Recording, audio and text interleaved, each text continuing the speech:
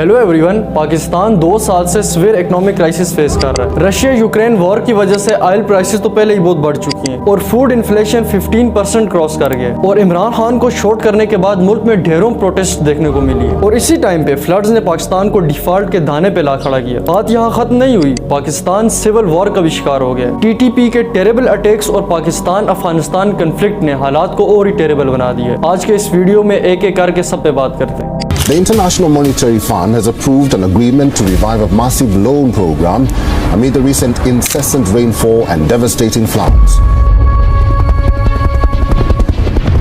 The economy is tank crash and the coming year isn't bringing any cheer. Of India into Hindustan and Pakistan. सारे मुल्क में माशाल्लाह नाफिज कर दिया गया है। कौमी और सूबाई असम्बलियाँ तोड़ दी गई हैं। ये वोट आपके हाथ में अमानत है। वो जो लंदन भगोड़ा गया हुआ है वो वापस आ सके।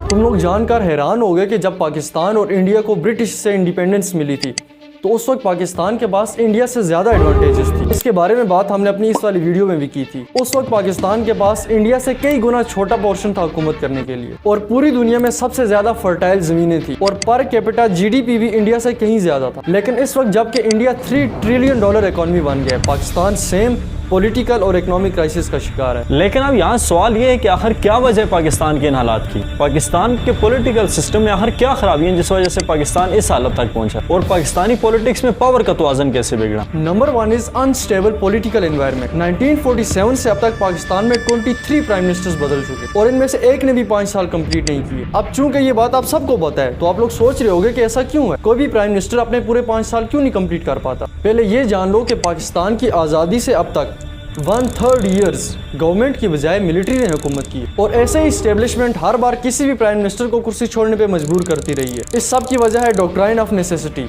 सादा अल्फाज में अगर कहें तो ये हुकूमत का एक कानून है जो कुछ लोगों को एक्स्ट्रा कॉन्स्टिट्यूशनल पावर्स देता है ताकि वो गैर कानूनी चीजों को लॉफुल तरीके से कर पाए। Basically dictatorship power. और ये सब शुरू हुआ था 1945 में जब chief justice of supreme court Mohammad Munir ने हाई कोर्ट के डिसीजन को रिवर्स किया और इस तरह गवर्नर जनरल को पावर्स दे दी और इसने पाकिस्तान की पहली कॉन्स्टिट्यूशनल असेंबली को डिसॉल्व किया। इसके बाद पाकिस्तान के आर्मी चीफ्स ने इस डॉक्ट्राइन ऑफ नेसेसिटी को यूज करके बहुत से प्राइम मिनिस्टर्स की कुर्सियां छीनी। इसलिए पॉलिटिशियंस का सारा फोकस पावर पे रहा, इकोनॉमी को ग्रो करने की वजह। और इसके साथ में करप्शन भी कुछ कम नहीं हुई। Former prime minister Nawaz Sharif को 10 साल की जेल हुई और 2016 में पनामा लीक्स के बाद उन्हें $10.6 मिलियन का फाइन हुआ उनकी और उनकी फैमिली की अनअकाउंटेड ओवरसीज प्रॉपर्टीज की वजह से। लेकिन डूबते हुए पाकिस्तान को बचाने के लिए यहाँ पर एक हीरो की एंट्री होती है, इमरान अहमद खान। चलो अब इनकी गवर्नमेंट की कुछ डेवलपमेंट्स की तरफ बढ़ते हैं। 2018 में इमरान खान मुल्क के प्राइम मिनिस्टर बनते हैं लेकिन बाद में उनके अपने पार्टी मेंबर सपोर्ट नहीं करते और वो नो कॉन्फिडेंस वोट हार जाते हैं। इस तरह फिर शहबाज शरीफ मुल्क के नए प्राइम मिनिस्टर बन जाते हैं। लेकिन यहाँ इमरान खान की स्पीचेस मुल्क में तहलका मचा देती हैं। उन्होंने आर्मी को ब्लेम किया,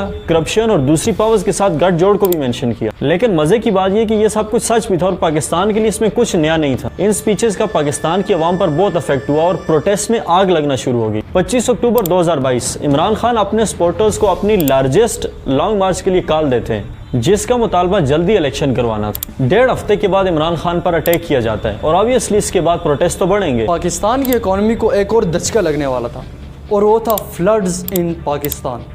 Pakistan's government has declared a national emergency after devastating floods ravaged parts of the country.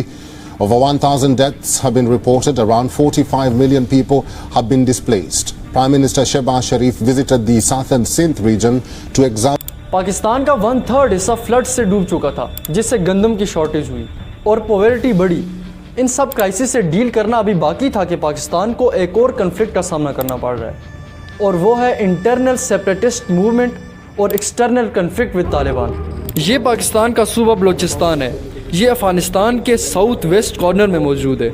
इसके वेस्ट में ईरान, ईस्ट में पंजाब और सिंध है, नॉर्थ में पख्तूनख्वा और साउथ में अरेबियन सी है। और ये पाकिस्तान के लिए सबसे ज्यादा इंपॉर्टेंट है क्योंकि इसमें $1 ट्रिलियन की नेचुरल रिसोर्सेज मौजूद है। और इसके अलावा बलोचिस्तान में ओशनिक कोस्ट लाइन भी है जो दुनिया की सबसे इंपॉर्टेंट शिपिंग रूट है, जिसे ट्रेड ऑफ हॉर्मोस भी कहा जाता है। इस प्रोविंस से इतनी रिसोर्सेज एक्सट्रैक्ट करने के बावजूद सेपरेटिस्ट ये क्लेम कर रहे हैं कि पाकिस्तान ने कभी भी बलोचिस्तान के लोगों की तरफ तवज्जो नहीं दी। और अगर आप फैक्ट्स और फिगर्स देखोगे तो वाकई पाकिस्तान ने ऐसा किया है। अगर तुम लोग पाकिस्तान के प्रोविंसेस की लिटरेसी रेट देखोगे तो पंजाब की 64% लिटरेसी रेट है, सिंध की 57%, खैबर पख्तूनख्वा की 55% और बलोचिस्तान की सिर्फ 40% है। और इसी तरह बलोचिस्तान का पॉवर्टी रेट भी खैबर पख्तूनख्वा और पंजाब से डबल है, यानी 42.2%। इसीलिए सेपरेटिस्ट्स का ये मानना है कि पाकिस्तान को सिर्फ उसके रिसोर्सेज से मतलब है, उसके लोगों की डेवलपमेंट के बारे में उसको कोई मतलब नहीं। इसलिए वो एक अलग स्टेट चाहते हैं और अपनी रिसोर्सेज को यूज करके अपनी इकोनॉमी को बिल्ड करना चाहते हैं। अब ये ठीक है या गलत ये मैं नहीं जानता,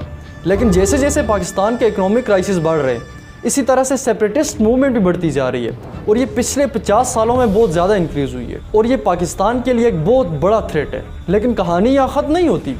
इंटरनल कन्फ्लिक्ट्स के अलावा पाकिस्तान के अफगानिस्तान के साथ एक्सटर्नल कन्फ्लिक्ट भी चल रहे हैं। पाकिस्तान में मौजूद TTP एक वोल्केनो की तरह है जो बस फटने का वेट कर रही है। 2022 में पाकिस्तान में टेरर अटैक्स में 51% इंक्रीज हुआ है। इस साल तकरीबन 250 अटैक्स हुए हैं जिसमें 433 लोग मारे गए और तकरीबन 719 लोग जख्मी हुए। सो कौन है इन अटैक्स के पीछे? इनमें से ज्यादा TTP यानी तहरीक तालिबान पाकिस्तान ने किए। लास्ट मंथ ही TTP ने 6 पाकिस्तानी पुलिसमैन को मारा। ये अटैक KPK में हुआ था और इसी तरह से पूरा साल अटैक्स होते रहे। 6 फरवरी 2022 को TTP ने 5 पाकिस्तानी सोल्जर्स को मारा। TTP ने पेशावर में पुलिस फोर्स पर अटैक करने की रिस्पॉन्सिबिलिटी क्लेम की। इसके अलावा अफगानिस्तान तालिबान के भी पाकिस्तानी फोर्सेज के साथ क्लैशेस हुए। जरा इस मैप को देखो, ये है चमन स्पिन बोर्ड लेक, पाकिस्तान और अफगानिस्तान के बीच एक मेजर क्रॉसिंग। ये ट्रेड और ट्रांजिट के लिए बंद कर दी गई है। क्यों? दोनों साइड्स के बीच सिक्योरिटी के क्लैशेस की वजह से। ये क्लैश 13 नवंबर को हुआ जब एक अनआइडेंटिफाइड अफगान बंदे ने पाकिस्तानी बॉर्डर पे गार्ड को मारा। इस तरह से दोनों साइड्स पे फायरिंग स्टार्ट हो गई और बॉर्डर्स बंद कर दिए गए। पाकिस्तान ने कहा कि वो तब तक बॉर्डर्स को ओपन नहीं करेंगे जब तक कि फायरिंग करने वाले बंदे को पकड़ करके पाकिस्तान के हवाले न किया जाए। लेकिन अफगानिस्तान ने यह क्लेम किया कि उनने ये शॉट नहीं किया। उनने कहा कि अटैकर एक टेररिस्ट था, ना कि तालिबान ऑफिशियल। और ये मसला बढ़ता ही जा रहा है और बॉर्डर्स के बंद होने की वजह से बहुत सी चीज़ों की इंपोर्ट और एक्सपोर्ट रुक गई है और ऑब्वियसली चीज़ों की शॉर्टेज हुई और फूड प्राइसेस बढ़ गई हैं। In short, terrible and unstable political system, floods, protests और इंटरनल और एक्सटर्नल कन्फ्लिक्ट्स ने पाकिस्तान को डिफॉल्ट के करीब ला खड़ा किया है और इसके ज़िम्मेदार पब्लिक भी हैं जो सब्सिडीज़ पे बिक जाते हैं, जबकि उनको ही इसके खिलाफ आवाज़ उठानी चाहिए।